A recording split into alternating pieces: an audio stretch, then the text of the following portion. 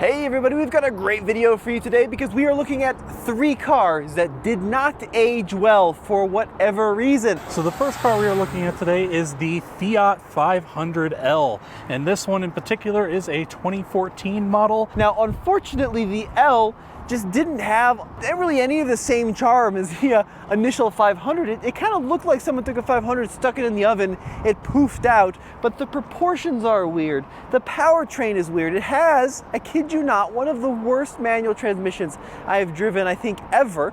And the biggest issue with this car is, especially toward the end, they were marketing it as kind of a fun, adventure-y crossover thing, but they only ever gave it front-wheel drive, at least here in the States. So what you end up with was this kind of weird blobby thing that really wasn't that small, that really wasn't that cute, that really drove pretty poorly, and is ultimately just not a very good car. But Brendan, I'll take the camera, we'll hop in the front seat, and let's see what it looks like in the front.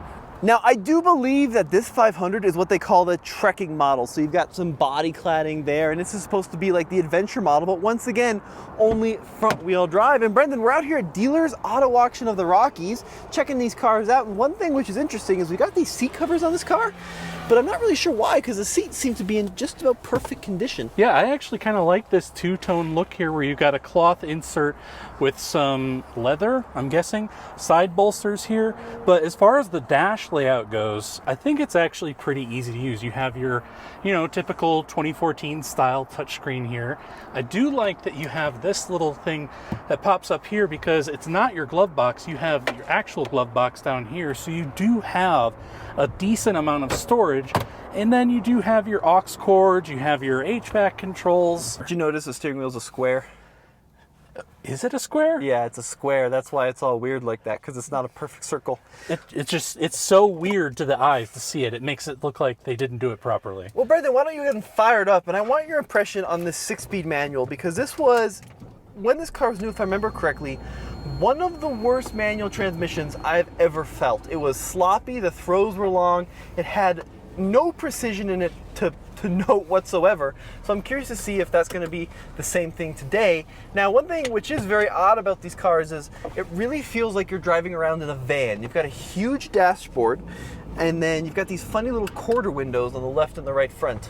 I would say that's pretty accurate. And like I was saying earlier, on paper, this car sounds pretty good because it uses the same engine that you find in the much beloved Fiat 500 Abarth, which is the 1.4 liter turbo 4-cylinder, putting out 160 horsepower through a 6-speed manual. So on paper, to me, it sounds like you're getting a 4-door Fiat 500 Abarth. Yeah, but the issue is you don't have the exhaust of the Abarth or the suspension tuning of the Abarth or any of the pizzazz of the Abarth. They neutered it in this car and gave it, I mean, granted this car has 88,000 miles, but this is not, the play in this is not much different than when it was new. Let's see what it does on our little test track here. Boy, that feels pretty anemic, Tommy. Well, that was the issue, is you may have had the same basic engine as the 500 Abarth, but it was lugging around hundreds of pounds more because of the size and kind of the girth of this car. So the X has always made a lot of sense to me because it has all-wheel drive. The L, though, is just not really what anybody wanted. This is a really interesting car. This is a Subaru Crosstrek, and it's actually one of my favorite affordable small crossovers. Believe it or not, I absolutely adore the Crosstrek, especially the first generation. It was the right size, the right price. It was pretty little on the outside, but had a ton of space on the inside, standard all-wheel drive, and a relatively interesting engine. The recipe was all there. But this version of the Crosstrek was a complete dud. This was the Crosstrek Hybrid. For a limited amount of time, you could purchase the Crosstrek in a fantastic green color with a hybrid powertrain. When was the first year these came out, Brendan? Yeah, so these came out in 2012 as part of that first generation. And the interesting thing is, when I was looking it up, so if you were to get just a regular Crosstrek, your MPGs were about 25 city and 33 highway. Yep. Now, if you stepped up and got the hybrid, you got a benefit of 4 MPGs in the city and 0 on the highway. So you went up to 29 and 33. Yeah. So if you're doing a lot of highway driving, it literally makes no difference whatsoever to get the hybrid versus the regular one. And here's the issue. When this car was new, it was about $3,000 more than the standard Crosstrek, and with the relatively minimal MPG savings, according to the EPA, you would save $3,000 over the course of 5 years of ownership. So you would have to own the Crosstrek Hybrid at least 5 years for it to be any benefit whatsoever. And that's before we talk about one of the big issues, which was the performance. Luckily, Brendan, the Crosstrek Hybrid got more power than the standard Crosstrek, a whopping 13 horsepower more, which is good, but the hybrid system did weigh quite a bit. It actually weighed a ton. This car was a full 415 pounds heavier than the standard Crosstrek, which gave this a 0 to 60 time, according to Car and Driver, in 10.1 seconds, which was a full 2 seconds slower than the manual transmission Crosstrek. So you've got a hybrid that you're spending more money on, getting very, very minimal MPG gain, and it's slower. It just doesn't seem to make sense. It doesn't add up, Tommy. Brendan, the inside of the Crosstrek Hybrid is, well, it's a Crosstrek Hybrid. There's not a lot that's super unique or interesting here. Yeah, it pretty much looks like any other Crosstrek that you've been inside, which is not necessarily a bad place to be. It's just very Subaru, using a lot of parts from the Subaru parts bin. But here's the thing about the Crosstrek that I've always disliked, Tommy, and that is the fact that the automatic transmissions were CVTs, and that kind of robbed you from the excitement of the driving a little bit because you can't feel those shifts necessarily. But if you could get the manual transmission, these are actually quite a fun vehicle to drive. Did they make the hybrid available with the manual? No. I figured they didn't. Yeah, CVT only in the hybrid. I mean, it was such a kind of a half-done attempt at hybridization of the Crosstrek. It was really their first attempt, so we got to give them some credit. And Subaru still is pretty far behind when it comes to hybrids and electrics, but let's see how the acceleration is. Oh, it's bad. That is really slow, Tommy. That is really slow. The Fiat 500L is faster than this. Yeah. It's just not a very good performing vehicle. I love the green. That was a hybrid thing, right? This fantastic bright green. But, you know, you're so much better off getting a standard Crosstrek.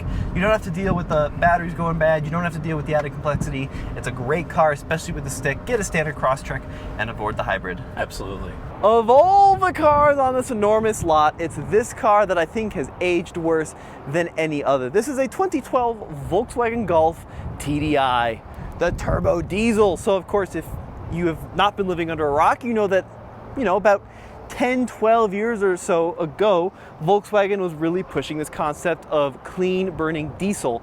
Volkswagen had diesel engines in pretty much everything in their lineup, from their Golf to the large Touareg to Volkswagen, Audi, Porsche products across the board. And the diesels were amazing. They were super, super, super quick for their displacement. They got great MPG. There were no downfalls, except the fact that, of course, Volkswagen was caught cheating on emissions. And we'll talk about that here in a second. But there was this enormous recall, enormous buyback program that cost the Volkswagen Group billions of dollars. The whole clean burning diesel thing turned out to be, of course, a complete lie. And I've always really liked the Golfs. They give you a lot for the money because they give you some fun performance. They give you a decent interior that doesn't feel super cheap like some other cars in this price point. And then, they give you some interesting, unique engine options as well. Yeah, I mean, I remember when these cars were new, we were reviewing cars, and my dad and Nathan were driving them, and they were amazing because they were so efficient, they were powerful, they made great sounds, and we're like, this is a great technology.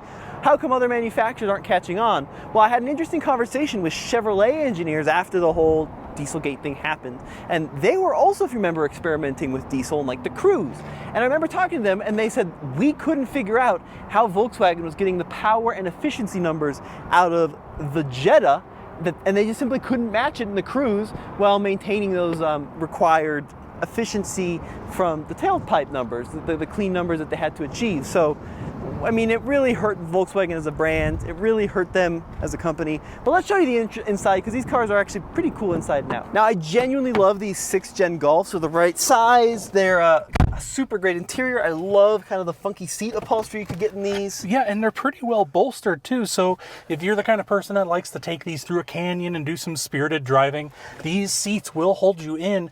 And even me being a bigger guy, they're still pretty darn comfortable. And then the way that the dash is laid out, it is very basic, but it's all very ergonomic. I mean, you have this really nice to hold leather wrapped steering wheel, and then all the buttons on it are right within your thumb's reach. So if you want to keep your hands on the steering wheel, you can push them, and you can do some shifting while driving. Yeah, DSG, right? You had the dual clutch transmission, you had this great little screen, good tech. But Brendan, I'm going to hop outside. I want you to floor it, and let's see if this one over the years has developed a smoking problem. Let's do it.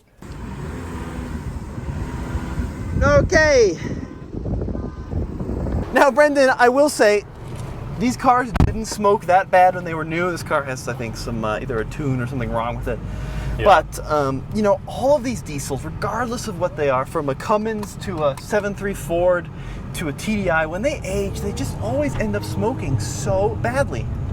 Yeah, and I mean, I don't know, I'm not a doctor, but that certainly can't be good for your health side effects if you're either driving behind this or even sitting in the cabin breathing in those diesel fumes on a consistent basis. And basically what the smoke behind us is insane.